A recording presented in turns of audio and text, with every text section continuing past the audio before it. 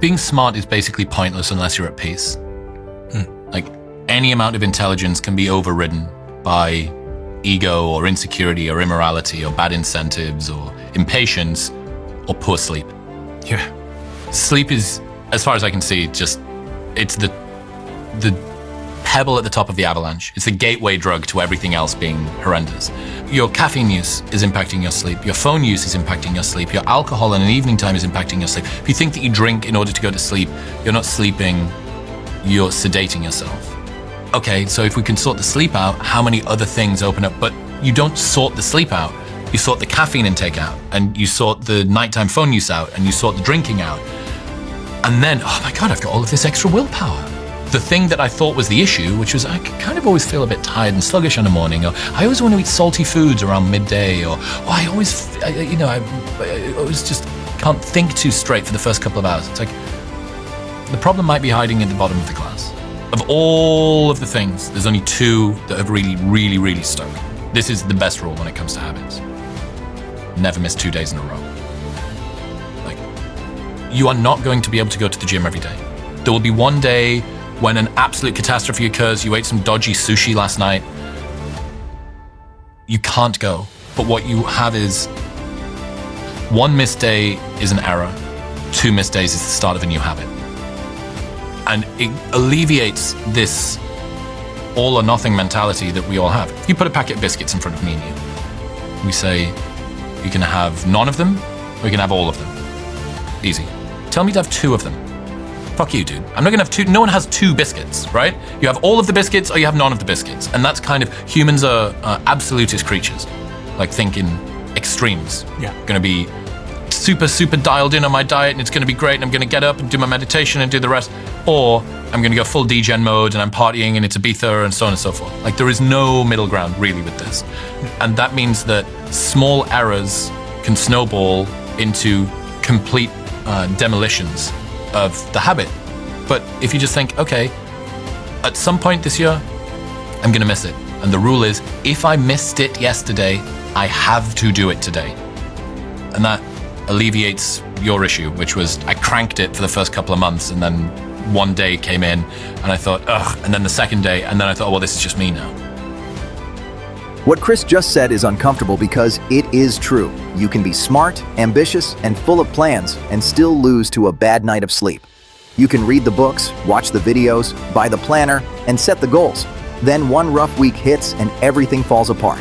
Suddenly you are skipping the gym, eating whatever is easiest, and scrolling late at night like you never cared in the first place.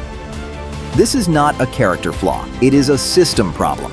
Chris starts with a powerful line: being smart is basically pointless unless you are at peace. When you are not at peace, ego, insecurity, impatience, and tiredness take over. In that state, your brain does not choose what is best. It chooses what is quick.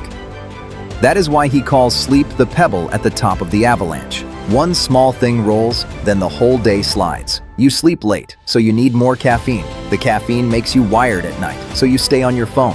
The phone keeps your mind buzzing, so you sleep even worse. Then you wake up foggy, reach for salty food or sugar, and tell yourself you will get back on track tomorrow. And then the second trap hits: all or nothing thinking. You miss one day, and it feels like you ruined the streak. So you go from one missed workout to a full week off.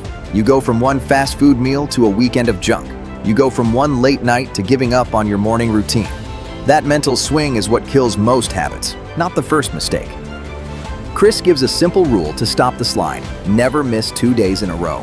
One missed day is an error. 2 missed days is the start of a new habit. That is such a clean way to think because it removes the drama. It accepts that life will happen. You might get sick. Your kid might keep you up. Work might explode. You might eat something that does not sit right. Missing once is normal. Missing twice is where you quietly change who you are. So the point of this video is not perfection. It is resilience. It is keeping the habit alive through real-life weeks. We are going to use 3 rules that make that possible. Rule 1 is protect your sleep, because sleep decides how much willpower you have. Rule 2 is never miss 2 days, because that prevents small slips from turning into a new identity. Rule 3 is build the middle ground, because humans struggle with moderation, and we need a plan that works on low-energy days. If you apply these rules, you will still have bad days, but they will not turn into bad months. You will stop relying on motivation and start relying on structure.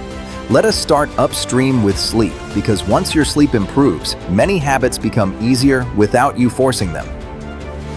If you want your habits to stick, treat sleep like the first domino. Chris calls it the gateway drug to everything else being horrendous, and you do not need a lab coat to see why. When you sleep poorly, your brain looks for relief. It wants quick comfort, quick stimulation, and quick calories. When you sleep well, you have patience, you have steadier mood. You make better choices without feeling like you are wrestling yourself. Think about a normal morning after a short night. You wake up already behind. You grab coffee before your eyes are even fully open. By mid-morning, you feel jumpy. Then you crash. Around lunch, you crave salty snacks, sweets, or anything that gives a hit of energy. Later, you feel guilty, so you promise to be disciplined tomorrow. But tomorrow starts with the same tired brain. Chris points to 3 common sleep killers. The first is late caffeine. People think they are using coffee to survive the day, but the coffee is often creating the day they are trying to survive. If you drink caffeine late, you might fall asleep, but your sleep can be lighter and less restful. Then you wake up tired and reach for more caffeine. That loop keeps going. The second is nighttime phone use. Your phone is not just a screen, it is a slot machine for your attention. You tell yourself you are relaxing, but your mind is still in motion. You read messages, compare yourself, watch clips, and absorb stress without noticing it. Then you turn the lights off and expect peace. Your brain does not switch off that fast. The third is alcohol at night. Chris says it clearly. If you think you drink to sleep, you are not sleeping, you are sedating yourself. Sedation can feel like sleep, but the next day, your body often pays for it. You wake up groggy, your mood is lower, and your willpower is thinner. So, how do you protect sleep in a way that is realistic? Pick one lever first, not all 3 at once. For caffeine, set a cutoff time. For many people, that is early afternoon. If that feels hard, start by moving your last cup back by 1 hour for a week. For phone use, set a simple rule.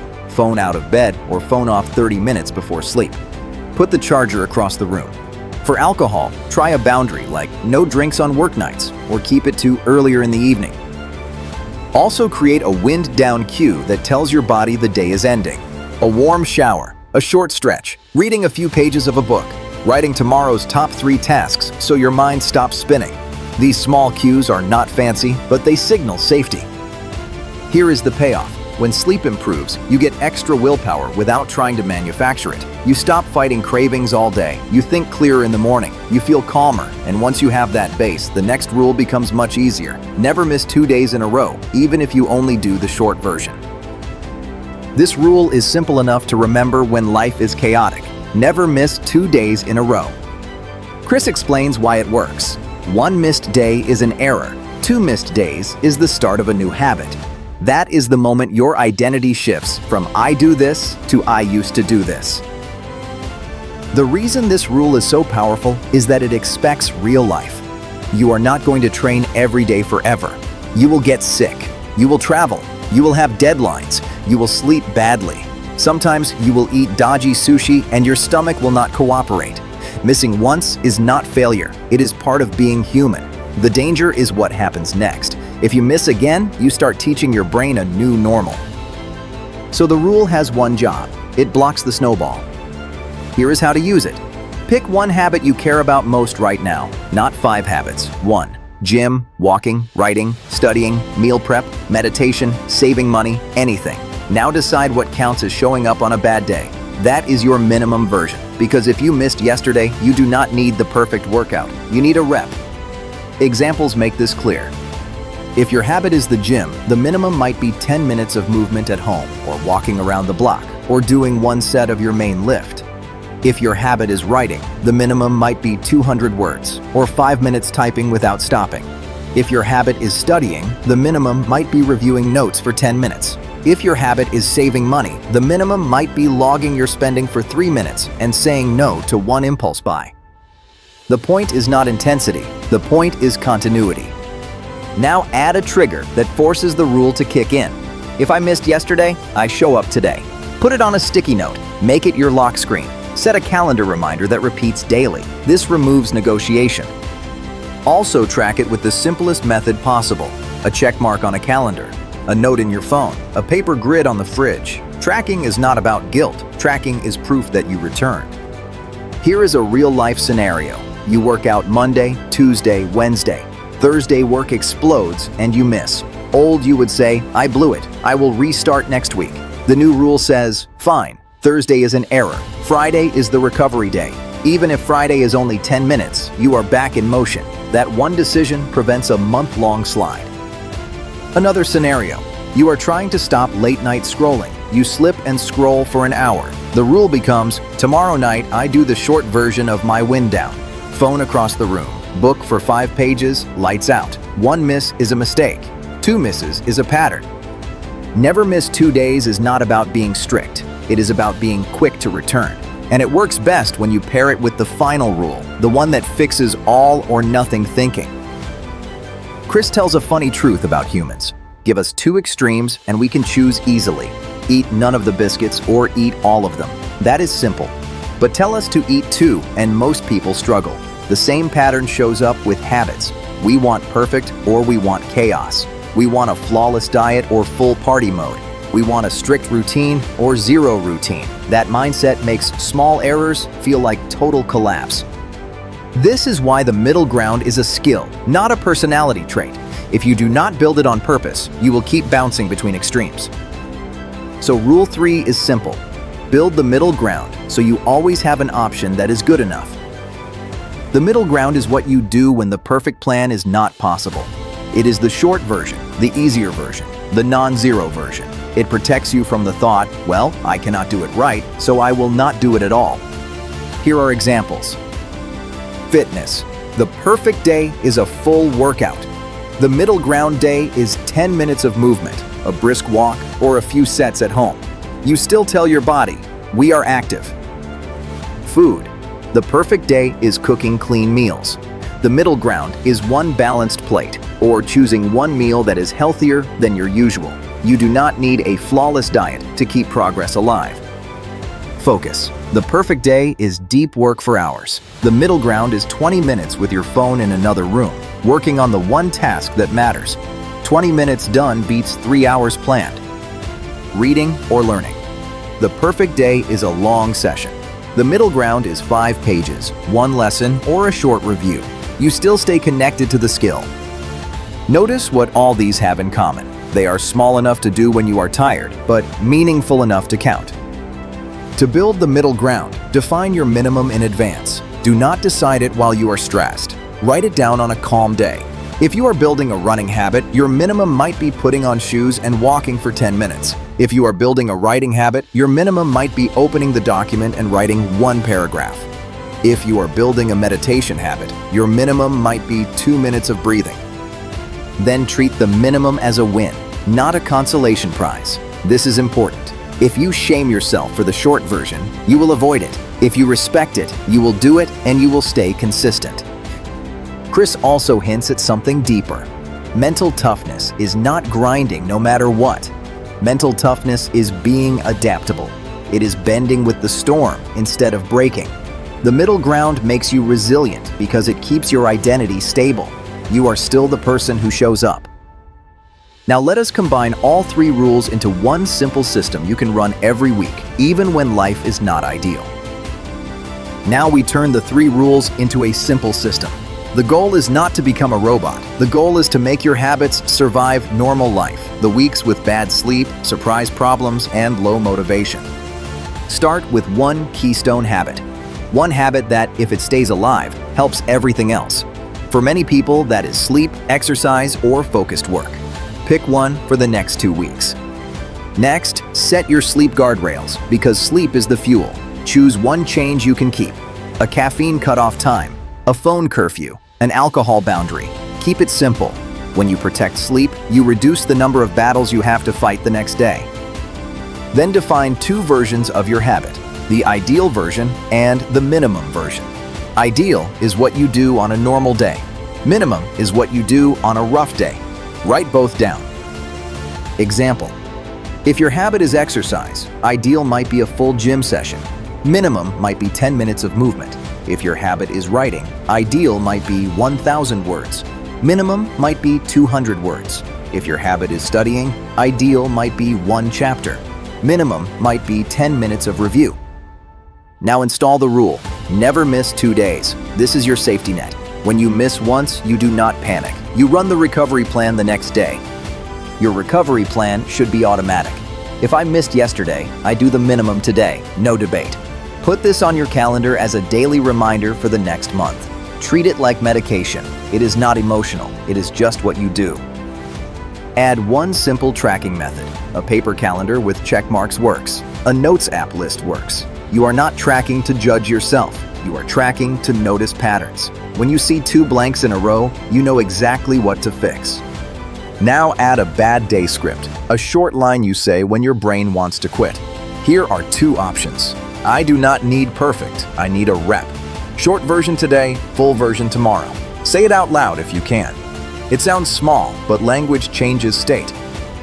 Let us walk through a messy week so you can see the system in action. Monday, you sleep well and do the ideal workout. Tuesday, you have a late meeting and sleep is short. Wednesday, you miss the gym. Old, you would feel guilty and drift. New you says, okay, 1 miss is an error. Thursday is a minimum day. 10 minutes of movement after work. That keeps the habit alive. Friday, you are back to normal and you do the ideal session again. The week was not perfect, but the habit survived. That is the real win. Habits do not stick because you never slip. Habits stick because you have a plan for the day after the slip. If you build this system once, you can reuse it for any habit. Protect sleep. Define the minimum. Never miss 2 days. Build the middle ground. That is how you stay consistent without needing a perfect life. Step 1. Fix 1 sleep input tonight. Pick 1 change that makes sleep easier. Set a caffeine cutoff time. Move your phone charger away from the bed, or set an alcohol boundary for the week. 1 small change can give you more willpower tomorrow. Step 2. Choose 1 habit and define the minimum. Write the habit at the top of a page. Under it, write the smallest version you can do even on a bad day. 10 minutes of walking, 200 words, 5 pages, 10 minutes of review. This minimum is not your dream routine. It is your safety rope.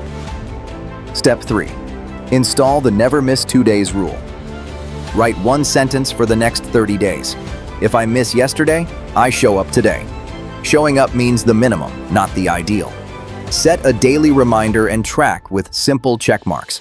Your goal is not a perfect streak. Your goal is no 2 blanks in a row. Imagine a pilot flying through clouds. When visibility drops, the pilot does not guess based on feeling. The pilot trusts the instruments. Habits work the same way. When life gets loud, you cannot trust motivation alone. Sleep is your fuel gauge. The minimum habit is the altitude you can hold. Never miss 2 days is the rule that keeps you from spiraling. So when you miss a day, do not say, I blew it. Say, that was an error. Today I fly by instruments. 1 rep, 1 check mark. That is how habits stick.